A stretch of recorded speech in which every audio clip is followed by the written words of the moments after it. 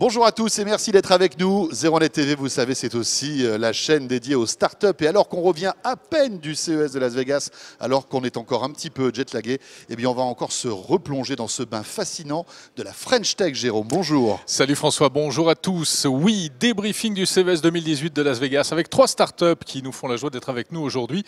Vous allez découvrir un logiciel qui permettra peut-être un jour de fabriquer des chaussures sur mesure. Ça, c'est bien. Vous allez découvrir aussi comment on peut utiliser la réalité virtuelle pour la kiné. Si vous avez mal au dos, ça va vous intéresser, ou si vous êtes kiné. Et puis, incroyable, étonnant, un baby-foot, puisque c'est ta passion François, Oui. mais un baby-foot connecté et même augmenté, je dirais. C'était ma passion il y a quelques années, j'ai un peu perdu. Tu as beaucoup perdu d'ailleurs, t'avoue, c'est ce qui hein. se dit sur les réseaux sociaux, c'est vrai. Je vous rappelle que Village Startup, c'est tous les mois depuis le Village Baïséa. Merci d'être là.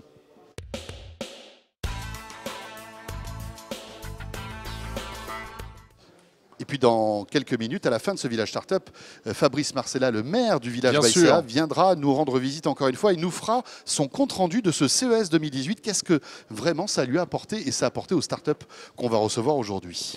Alors nous commençons tout de suite avec cette étonnante innovation qui a été présentée à Las Vegas. Nous-mêmes étions un petit peu surpris de voir au coin d'un stand de la French Tech un baby-foot de la société Football Society. Bonjour Jérôme Boyer. Bonjour.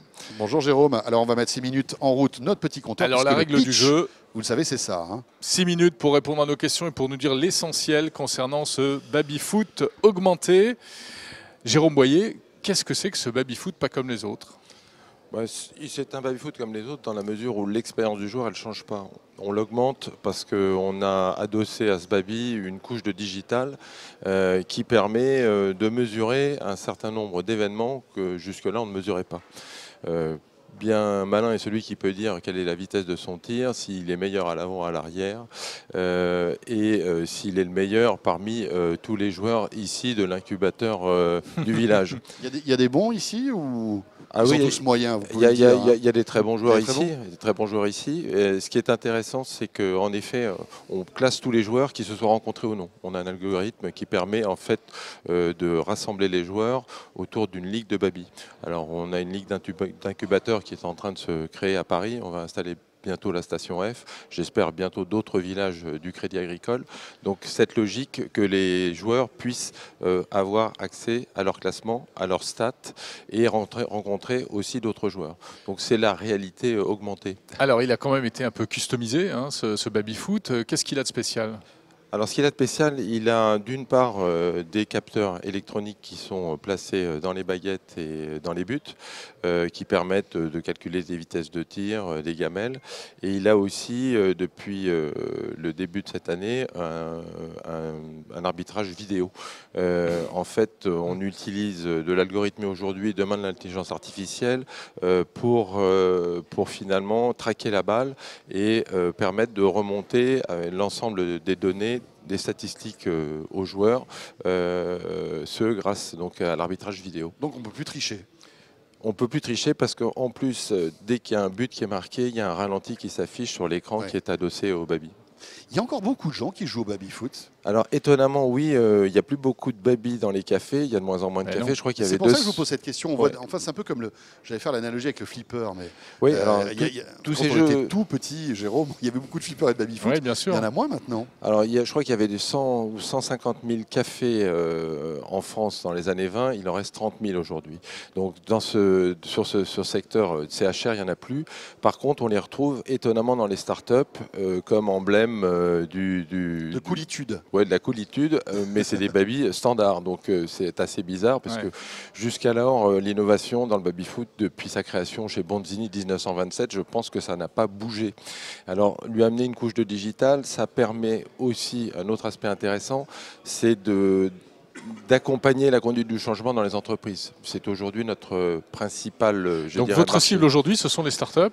Ce sont bien les entreprises. Ce sont les entreprises en multicycle, les grandes entreprises. Alors je peux en citer quelques-unes, SAP par exemple, BNP aussi, qui sont des entreprises qui ont compris qu'en fait elles pouvaient accompagner la transformation digitale, l'expliquer. C'est un démonstrateur de la transformation digitale en fait. Par le jeu.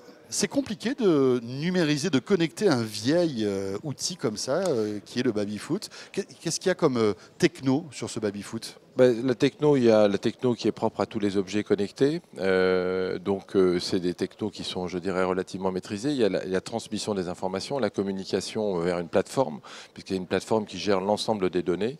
Il y a combien de capteurs, par exemple, dans un baby-foot comme ça? Dans le nôtre, il y a 8 capteurs. Il y a 8 capteurs, accéléromètre, infrarouge, piézo, plus un arbitrage donc vidéo, un tracking en temps réel de la balle. Donc cet ensemble-là est complexe. La transmission des données, les allers-retours, il faut savoir que s'il y a 3 piliers, la table qui est connectée, une application dédiée et une plateforme qui collecte toutes les données. Donc ces 3 ensembles en font, je dirais, un dispositif relativement complexe. Alors, et combien ça coûte ce baby-foot? Alors ce baby-foot, il est commercialisé 5 400 €. Il faut savoir que chez Bonzini, qui est donc notre partenaire industriel, tout le monde connaît la marque Bonzini. C'est des baby-foot, c'est les meilleurs baby-foot français, hein, premier fabricant français. Avec la qualité des balles aussi qui est importante. Hein. Qualité des balles, qualité surtout de la table, de l'acier Valourec, du bois, enfin du hêtre élevé en forêt biologique. C'est un produit, pour donner une petite idée, qui a 40 ans de durée de vie. 40 ans de durée de vie. Ah oui. Donc je ne pense pas qu'il y ait beaucoup de produits aussi qui aient 40 ans. Et au CES, je ne pense pas qu'il y en ait aussi qui durent 40 ans. Alors vous recevez un baby-foot comme ça, Bonzini traditionnel, et vous le customisez en fait? Non. Ou est-ce que Bonzini, malgré tout, le fabrique pour vous? Voilà, c'est un modèle spécifique qu'on leur a demandé de fabriquer pour nous, parce que c'est un hybride de 2 modèles qui existent chez eux, et donc c'est un modèle ouvrant mais avec 2 descentes.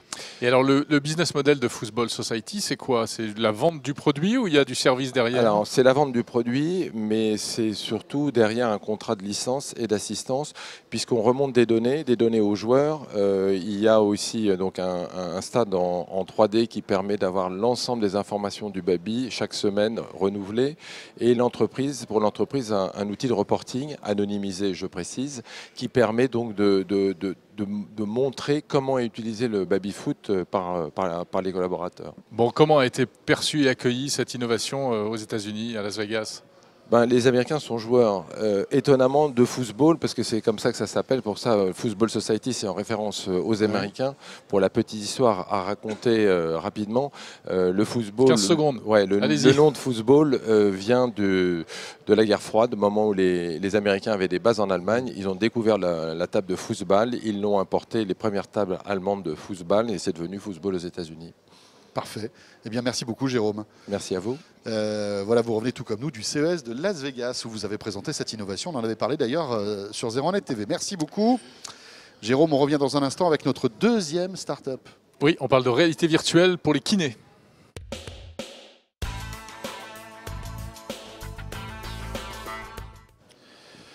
Et nous recevons Natacha Vendry. Bonjour. Bonjour. Bonjour Natacha. Vous aussi, vous étiez au CES? Tout à fait, tout à fait. J'en reviens là, encore un peu jetlagué. Un peu jetlagué, comme hein. tout le monde, je pense. Et oui, on est revenu il y a à peine quelques jours. Hein, et vous allez nous présenter donc votre innovation, votre start-up qui s'appelle Kiné Quantum. C'est de la réalité virtuelle au service des kinés, c'est ça? Tout à fait. Donc en fait, c'est une solution de bilan et de rééducation en réalité virtuelle, donc qui couvre tout un tas de champs d'application, allant des cervicales, en passant par l'équilibre, la neurologie, et puis aussi tout ce qui va être autour de la relaxation et du membre supérieur pour les kinésithérapeutes. Mais alors attendez, qui porte le casque? Le kiné ou le patient? Alors c'est le patient, ça se passe chez le kinésithérapeute, mais ça permet donc de rééduquer le patient. Ça permet derrière donc une réduction de la douleur. On a des études américaines réalisées par l'Université de Washington auprès des grands brûlés qui montrent que l'utilisation de la réalité virtuelle permet de réduire la sensation de douleur chez les personnes qui l'utilisent de 50%. Parce qu'en fait, le patient focalise son attention sur le jeu et sur ce qui se passe en virtuel plutôt que sur sa douleur et sur son mouvement dans le réel. Ah d'accord, c'est un leurre finalement presque. Tout à fait, on pourrait dire ça. C'est étonnant oui, ça. Oui, mais alors ça soigne à l'arrivée? Oui, alors nous, ce qu'on est, c'est un outil pour les kinésithérapeutes. Donc on ne remplace pas le kinésithérapeute. C'est lui qui choisit et qui paramètre la séance dans le logiciel en fonction de son patient qu'il connaît et de sa pathologie. Et ensuite, derrière, donc, le patient effectue les exercices et les mouvements en réalité virtuelle avec Kiné Quantum. Donc il fait des efforts physiques, pardon. Tout à fait, tout à fait. Il fait des efforts physiques. Alors on a des exercices plus ou moins physiques, bien sûr, selon la pathologie du patient, avec des niveaux de difficulté progressifs pour ne pas mettre le patient en échec non plus. Bien sûr. Alors, mais concrètement, pour qu'on comprenne bien, ça marche comment? Je dois faire certains gestes de rééducation. Je suis patient, le kiné est à mes côtés, il a tout le système, donc j'imagine un ordi. Quel type de masque avez-vous choisi? Nous, on travaille avec HTC Vive parce qu'on trouve qu'aujourd'hui, c'est celui l'un des meilleurs masques qui nous permet le tracking le plus performant avec le moins de temps de latence possible. Donc, on a choisi de travailler avec celui-là, même si on reste compatible avec les autres. Le patient arrive chez son kiné, il met le masque de réalité virtuelle. Le kiné, lui, sur l'ordinateur, paramètre la séance et hop, le patient se retrouve projeté en réalité virtuelle. Par exemple, si il devait faire une répétition de mouvements de ce type, c'était assez fastidieux et ennuyeux dans le réel. Là, il incarne un oiseau. Plus distrayant. Ses bras sont des ailes, il doit voler, il a un objectif, passer à travers des arceaux avec une difficulté progressive, etc. C'est une gamification des exercices de kiné, en fait. Tout à fait, tout à fait. Et ça marche pour n'importe quel exercice? Alors aujourd'hui, on couvre à peu près, on estime, entre 50 et 60% de la patientèle d'un kiné. Donc on a toute une partie sur la rééducation des cervicales, une partie sur la rééducation des lombaires, une partie sur le membre supérieur. Je crois que je vais aller faire quelques minutes avec votre masque là, parce que j'en aurais bien besoin moi personnellement. Avec plaisir. Une partie aussi bien sûr sur l'équilibre, parce qu'en réalité virtuelle, on peut complètement fausser la réalité et donc donner par exemple une impression de mouvement dans une pièce qui n'est pas réelle pour travailler l'équilibre du patient. Mais est-ce que finalement on ne peut pas faire ça chez soi? Alors, on pourrait théoriquement le faire chez soi. Maintenant, le coût d'un masque de réalité virtuelle aujourd'hui et d'un ordinateur qui permettent de faire tourner la réalité virtuelle est quand même assez conséquent. C'est pour ça qu'aujourd'hui, on s'oriente plutôt vers les professionnels. Maintenant, à long terme, si ces coûts baissent, on pourrait très bien imaginer que le thérapeute prescrive justement à son patient des séances à faire chez lui et derrière qu'il puisse voir si le patient a bien effectué ses exercices. Allez, vous me ferez une demi-heure de bateau tous les jours, pendant 8 jours. Voilà, vous allez me faire les 30 minutes d'oiseau là. Voilà. Mais en revanche, la réalité virtuelle, on le voit chez certains, ça donne de la nausée, par exemple. On a mal à la tête, on se sent pas bien. Est-ce que là, ça va pas? C'est la fameuse kinétose. Est-ce que là, ça va pas justement à l'encontre de ce que vous faites? Alors déjà, cette sensation de nausée, c'était plutôt au début de la technologie de la réalité virtuelle qu'on pouvait l'avoir. Et c'est surtout dans des exercices avec des mouvements très importants. Et ce qui donne cette sensation justement de nausée ou de mal de mer, c'est la latence en fait. La différence entre le moment où la personne effectue réellement le mouvement et où elle le perçoit dans le masque de réalité virtuelle. Voilà, nous on est sur des exercices de kiné, donc on ne va pas faire un grand 8, on ne va pas faire ce genre de choses en réalité virtuelle. Donc on ne risque pas d'avoir ce type de malaise. Combien coûte cet équipement si un kiné souhaite l'acquérir? Tout à fait. Donc aujourd'hui, on équipe à la fois des kinés en libéral, des centres de rééducation et des hôpitaux. Ça coûte 270 € par mois pendant 4 ans. Ah, c'est sur abonnement? C'est un leasing en fait, généralement sur 4 ans. D'accord. Il y a beaucoup de kinés ont fait appel à votre solution? Alors aujourd'hui, on a plus d'une vingtaine de kinés en libéral qui sont équipés. On a aussi quelques centres de rééducation et 2 hôpitaux. On travaille notamment avec l'hôpital Cochin à Paris sur une étude pour prouver l'efficacité de notre solution qui est actuellement en cours. Voilà, parce que j'allais vous poser la question. Quel feedback avez-vous à ce jour? Voilà, alors on a les études réalisées aux États-Unis, mais sur la réalité virtuelle de manière générale, qui sont très prometteuses bien sûr, mais on voudrait bien sûr réaliser nos propres études sur notre matériel et ce qu'on propose nous aujourd'hui. Alors, vous revenez donc du CES de Las Vegas. Oui. Le bilan, qu'est-ce que vous en tirez? Le bilan il est extrêmement positif. Bien sûr, déjà d'une part, il y a la partie notoriété, mais on voit aussi à travers ces retours, ça nous a permis de rencontrer des innovations technologiques avec lesquelles on pourrait éventuellement faire des partenariats. Par exemple, on a vu un système très intéressant de eye tracking développé par une société qui permet de faire du suivi oculaire en réalité virtuelle. Donc ça nous permettrait, nous, derrière, de développer aussi de nouveaux exercices en travaillant avec eux. On a vu aussi une plateforme qui permet de se déplacer en utilisant ses pieds en réalité virtuelle. Là aussi, on pourrait imaginer de nouveaux exercices en partenariat avec eux. Et puis, bien sûr, on a eu la grande annonce de HTC Vive avec la sortie du Vive Pro, qui pour nous, sans fil, et en plus avec la réalité mixte, qui offrirait pour nous vraiment des... Donc vous avez un boulevard finalement devant vous là. On peut dire ça, On travaille, bien sûr, mais on essaie de faire le maximum. Parfait. Eh bien, Natacha, merci beaucoup. Merci à vous. Bonne continuation. Bon vent à Kiné Quantum. Kiné Quantum, et on est arrivé au bout des minutes. Merci Natacha. On a encore une start-up à vous présenter. Et là, vous évoquiez justement il y a un instant les pieds. Eh bien, il va être question de pieds. Oui, on parle de pieds. On va prendre notre pied tout de suite. De numérisation de pieds même.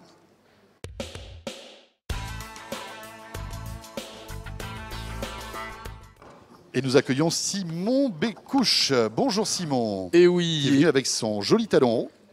voilà, Bonjour, on pourra très sympathique. peut-être un jour, François, fabriquer ces chaussures véritablement sur mesure, sur la forme de ton pied. C'est ce que va nous expliquer notre invité maintenant. Je On vais y va lancer le pour les 6 chrono. minutes. Exactement. C'est parti. Alors il s'agit de Blue Ridge logiciel. Simon, alors expliquez-nous, de quoi s'agit-il? Qu'est-ce que vous avez mis au point avec ce système? Alors, chez Blue Ridge, nous avons développé un logiciel qui permet de généraliser et d'automatiser le sur-mesure. Donc, un client peut simplement scanner son pied avec un scanner 3D qui sont déjà disponibles dans le marché.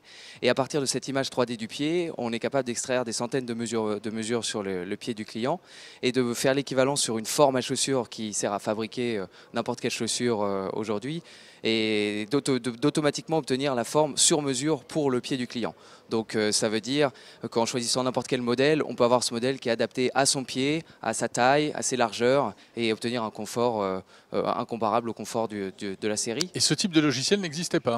Non, absolument pas. Alors il y avait plusieurs solutions logicielles pour le traitement de la forme manuelle, mais en automatisant ce procédé, on arrive à donner une régularité et finalement à permettre de la série sur mesure qui permet vraiment de donner service à un très grand nombre au lieu de le réserver à des clients avec les prix les plus élevés. Parce qu'aujourd'hui, c'est vrai que la chaussure sur mesure, c'est quelque chose qui est réservé aux plus aisés d'entre nous. Hein. Ça peut coûter très cher une chaussure sur mesure. Là, vous voulez justement démocratiser ce type de choses avec ce système? Exactement. Une chaussure sur mesure, c'est très cher et c'est très long à faire fabriquer. Avec notre système, on peut obtenir en quelques minutes une proposition de forme sur mesure qui permet de réduire le prix et de réduire le temps qui est nécessaire à la réalisation d'une paire. Et ça veut dire que bientôt, tout le monde pourrait s'offrir une paire de chaussures sur mesure. Donc une fois que j'ai scanné en 3D mon pied, qu'est-ce qu'on fait? Qu'est-ce qui se passe? Il y a la création d'un modèle virtuel qui va donner lieu à la fabrication d'une forme, etc.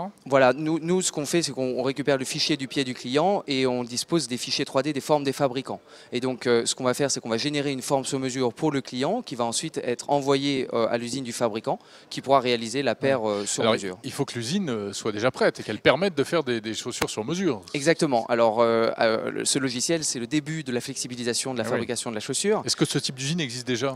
On en voit des exemples avec l'usine d'Adidas par exemple qui fabrique des chaussures de sport sur mesure individualisées à la demande. Donc c'est quelque chose pour lequel le sport est déjà en marche. Mais la chaussure de cuir pourrait aussi se développer ce genre de solution avec évidemment notre aide pour les. Donc vous allez tuer les magasins de chaussures? On n'aura plus besoin d'aller essayer 15 000 paires de chaussures pour trouver. Enfin, moi j'avais une petite remarque. Alors je me fais un peu l'avocat du diable, mais qui a besoin d'une chaussure sur mesure aujourd'hui? Qui a besoin? La plupart d'entre nous se contentent parfaitement de chaussures qu'on achète, le 43, le 44, enfin le 50 pour Jérôme parce qu'il a des grands pieds, mais voilà, ça sert pour qui? À qui ça peut servir une chaussure sur mesure? Alors aujourd'hui tout le monde porte des chaussures et la plupart des gens portent des chaussures de série, mais on en est plutôt heureux. Mais c'est parce qu'on n'a pas goûté à la chaussure sur mesure, François. Ça, tu crois? Alors, on en est plutôt heureux, mais on a quand même une très grande proportion de la population qui consulte des podologues et qui va chercher du confort dans les semelles et finalement qui a mal aux pieds. Avec en plus le vieillissement de la population, on a besoin d'avoir des chaussures confortables. Alors, est-ce qu'on peut intégrer des semelles personnalisées à l'intérieur? Voilà, exactement. Nous, on peut travailler avec des podologues pour avoir un confort encore meilleur en intégrant les semelles individualisées. Mais même pour la chaussure de série, on a des solutions pour les industriels pour leur permettre de développer un chaussant de meilleure qualité, des chaussures à partir de formes qui ont été optimisées pour éviter les accidents, les problèmes de taille et les défauts qui rendent les chaussures de série inconfortables. Mais la chaussure de série aujourd'hui pourrait naturellement évoluer vers une chaussure individualisée. Mais c'est un peu une tendance, on a vu des choses au CES comme le mannequin mécatronique qui permettra de fabriquer sur mesure des vêtements entiers. Donc on va aller de plus en plus vers ce type de produit. Exactement, aujourd'hui on peut se faire une voiture juste pour nous, mais on doit faire rentrer son pied dans les modèles qui sont disponibles en magasin. Alors si on finit toujours par trouver avec persévérance une chaussure qui va nous aller, ce sera souvent en ayant à refuser, à éviter certains modèles pour lesquels on ne trouvera pas la pointure à son pied. Il n'y a plus la taille, etc. Voilà. L'expression trouver chaussure à son pied. Exactement. Évidemment. Blue Ridge fera la chaussure à votre pied. J'avais juste une petite question parce qu'on voit que tout ça est bourré de technologie. Et l'impression 3D derrière, est-ce qu'on peut imaginer demain scanner son pied et puis avoir directement une chaussure imprimée en 3D? Le faire à la maison, quelque chose qui existe, finalement. quelque chose qui existe déjà, Alors, qui pourrait exister? Pour l'impression 3D, on voit surtout des solutions avec des matériaux synthétiques type plastique. Donc même si des déclinaisons de ces matériaux permettent de faire des très bonnes chaussures de sport, l'impression 3D, il faudrait...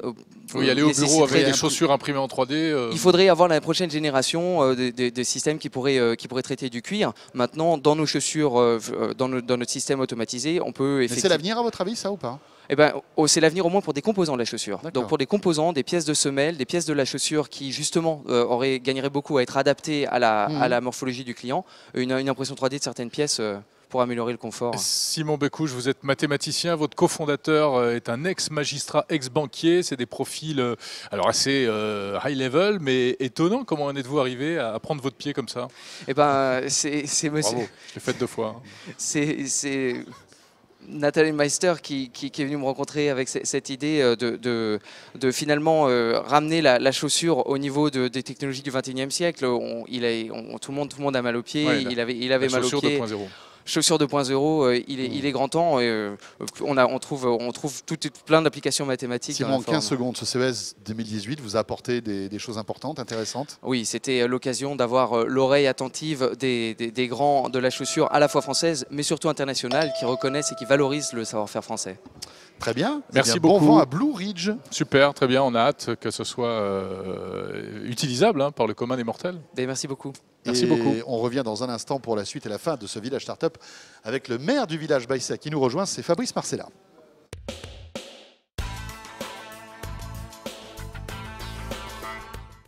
Et vous le savez, on termine toujours ce village startup par les conseils du coach. Et le coach, c'est Fabrice Marcella. Bonjour Fabrice. Monsieur le maire, bonjour. Bonjour Jérôme, bonjour François. Pas du tout jetlagué, je ne sais pas comment il fait, c'est incroyable. Il est frais comme un gardon. Mais c'est incroyable.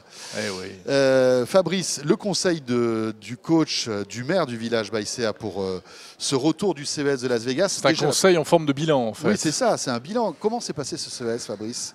Un très bon cru, un très beau CES. Rappelons, vous êtes parti avec combien de startups? Alors nous sommes partis avec 11 startups de l'ensemble du réseau Village. Ça veut dire quoi? Ça veut dire que le village d'Orléans, de Lyon, de Toulouse, de Paris était représenté lors de ce CES.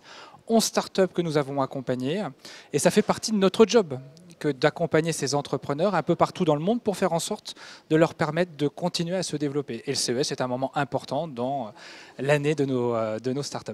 Point fort et point faible du CES, tiens.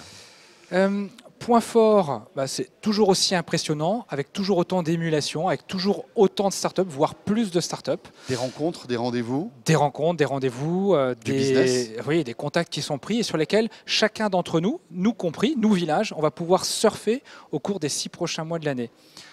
Est-ce que ça vous aide à évaluer ces startups que vous connaissiez déjà un peu, mais sur les nôtres, on les connaît bien et on est surtout, ce qui nous importe maintenant, c'est de bien les suivre dans le temps et de s'assurer que chaque contact pris va pouvoir en tout cas se transformer en business, en investissement. Et ce qui est intéressant pour nous, c'est aussi d'aller prospecter parmi l'ensemble des autres startups présentes et qu'on ne connaît pas forcément. Donc oui, ça a du sens pour nous en termes de sourcing et d'analyse des tendances. De voir aussi comment nos startups se positionnent par rapport aux autres. Ça, c'est aussi un élément important. Bien sûr. Ouais. Les points faibles du CES? Alors, les points faibles, il y en a peut-être eu un cette année. Attention à faire en sorte que le CES ne se transforme pas non plus en concours Lépine. Ouais. Je suis assez d'accord avec vous. Ou en salon de l'agriculture. Ou en foire de Paris. Voilà, la foire de Paris. Donc, il y a peut-être cette tendance-là. Je pense qu'elle n'est pas propre notamment à cette année. l'Eureka Park, c'est-à-dire là où il y avait les startups. Tout à fait. Après, Fabrice, on peut se poser la question, pourquoi aller au CES de Las Vegas? Pourquoi faire 9000 km en avion, subir le jet lag pour voir en fait des startups françaises que vous pourriez voir tout au long de l'année? François, c'est la bonne question, effectivement. En tout cas, c'est celle que j'ai souvent et qui m'est posée. En fait, lorsqu'on arrive au CES, lorsqu'on arrive à Las Vegas, donc 9000 km, 9 heures de décalage, eh bien, tout le monde lâche son costume, tout le monde est complètement décontracté, il n'y a plus de protocole et tout le monde est focus sur l'événement. 9 heures de décalage, ça veut dire aussi que pendant que je bosse, les autres dorment. Donc je ne suis pas embêté dans la journée à répondre à des coups de fil, etc. Oui, vous êtes vraiment focusé sur le CES. Et voilà, et tout l'écosystème est focusé sur le CES. Alors oui, on rencontre beaucoup de Français, ces Français, on aurait pu les rencontrer en France, sauf que là, on les rencontre de façon décontractée, concentrée, sur un temps très court. Et puis, de nouveau, les choses vont extrêmement vite. Et le CES, c'est aussi un moment où on prend conscience de cette dynamique autour de l'innovation, de l'entrepreneuriat. Et c'est assez étonnant. Il faut faire 9000 km pour s'en rendre compte. Vu de Paris, ça peut sembler un peu gadget. C'est aussi pour ça que j'amène avec moi des dirigeants d'entreprises, de grands groupes, pour qu'ils se rendent compte de cette dynamique et qu'ils puissent ensuite exploiter cette dynamique et porter la bonne parole en interne dans leurs organisations. Alors ces startups, vous les aviez aidés à se préparer au CES parce que ça ne s'improvise pas, on en avait parlé d'ailleurs dans une émission précédente. Maintenant, qu'est-ce que vous leur dites? Parce que le boulot n'est pas terminé en fait. Il est loin de l'être en fait, parce que si on continue pas à se mobiliser pour fructifier tous ces échanges, autant vous dire qu'il n'y a aucun ROI finalement, c'est un élément qui coûte très cher pour nos startups. Donc si elles veulent pouvoir bénéficier de tous les contacts pris, à nous maintenant de continuer à les accompagner dans le temps pour la transformation de tous ces contacts. Donc ça se fait comment? Ça se fait un peu comme on l'a fait dans la préparation. On a des bootcamps chaque semaine pour se préparer. Là, ce que je leur ai proposé, c'est des bootcamps chaque semaine pour suivre l'ensemble des contacts et des prospects qui ont été pris au cours de ce CES. Alors Fabrice, vous êtes parti donc, de Las Vegas, je ne sais plus, je crois vendredi, pour aller à New York après, avec vos startups. Et pourquoi ce petit stop à New York? Alors nous y C'est sommes pas simplement allés... pour voir la Statue de la Liberté, j'imagine? Non, même si c'est très sympa. Mais New York, pourquoi? En fait, on a transformé une contrainte en une opportunité. Il y a peu de vols directs de retour de Las Vegas. Et souvent, on est obligé de marquer un point d'étape avant de rentrer. Et on s'est dit que New York, c'était un endroit idéal pour découvrir aussi le dynamisme new-yorkais autour de l'accompagnement des startups. Donc pourquoi nous y sommes allés? C'est aller à la rencontre des incubateurs new-yorkais, notamment un incubateur foodtech, donc autour de la tech et du food, et un incubateur plus généraliste qui s'appelle ERA. Ce qui nous permet à nous, finalement, de commencer à prendre des contacts et d'avoir des ponts possibles pour nos startups vers les US, mais inversement aussi, sachez que les Américains s'intéressent aussi, bien sûr, à Paris. Et donc c'est un élément aussi important pour nous. C'est plutôt une bonne nouvelle. C'est plutôt une bonne nouvelle. Et donc c'est un élément aussi important pour nous de continuer à réseauter avec ces incubateurs un petit peu partout dans le monde. Parce que rappelons que, bien sûr, aux États-Unis, il y a le pôle californien, historiquement, la patrie des startups. Silicon Valley, etc. Mais de plus en plus, effectivement, sur la côte Est également, New York devient un spot très très important pour les startups du numérique, quels que soient les secteurs. Avec beaucoup de startups françaises d'ailleurs qui sont beaucoup de installées à New startups York. françaises, beaucoup de startups aussi dans les fintech. Et je Oui, vous rappelle fintech. que le village Baïséa, à l'origine, c'est le Crédit Agricole. Donc il y a aussi des ponts naturels entre ce qui se passe à New York, le village Baïséa. Ça a beaucoup de sens. Oui, bien sûr. Est-ce qu'il y a beaucoup de startups américaines qui viennent vous voir en France, ou est-ce que c'est toujours dans l'autre sens? C'est nous, Français, qui allons voir un petit peu ce qui se passe aux US? Bon, allez, je vais être honnête avec vous. Il n'y en a pas tant que ça qui s'intéressent à nous pour autant. Ça démarre. Ça démarre.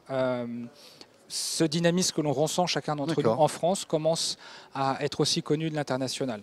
Donc ça commence et c'est cet objet-là, en tout cas, que l'on vise dans les échanges que l'on a avec les US. Tout à fait. Parfait, merci beaucoup Fabrice. Très bien. Merci à vous Fabrice deux. Marcella, le maire du village Baïséa. Où on réalise cette émission, vous le savez, tous les mois, ce nouveau numéro de Village Startup qui a été réalisé quelques jours après le CES de Las Vegas. Voilà, c'est la fin. Merci de nous avoir suivis. Vous avez vu, c'est passionnant et on se retrouvera prochainement pour découvrir encore d'autres innovations françaises. Le mois prochain ici même. Portez-vous bien, à bientôt. Salut à tous.